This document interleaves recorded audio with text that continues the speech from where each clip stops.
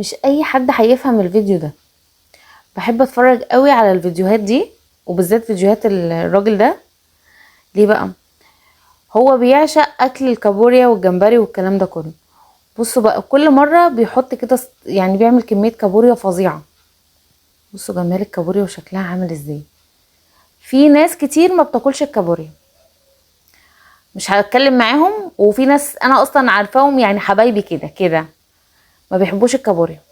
فانا من موقعي هذا احب اقول لهم ان انتوا ما بتفهموش اي حاجه، عشان اكل الكابوريا ده مزاج، والراجل ده بيعمل شويه كابوريا احيا على جمال.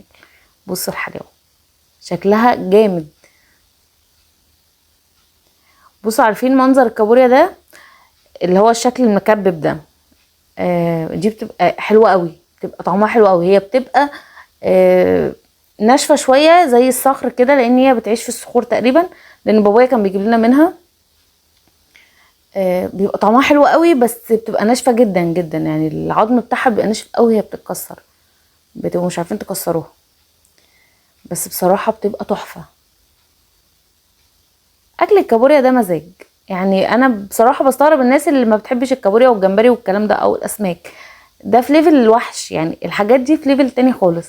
يعني الناس اللي ما بتحبش بقى تركن على جنب، ومحدش يخش لي في الكومنتات يقول لي يعني بسمع كلام كده كتير في الكومنتات على اكلات. اللي ما بيحبش يمتنع يمتنع يمتنع.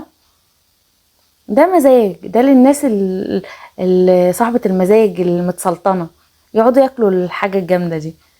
بصوا الحلاوة. لا بصراحة ممتع. منشين لصاحبتك اللي ما بتحبش الكابوريا، قول لها اتفرجي، عشان انت بعد الفيديو ده اصلا هتاكليها.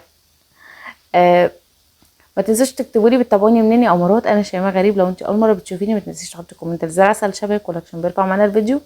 اشوفكم ان شاء الله فيديوهات حلوه كتير تعجبكم. مع السلامه.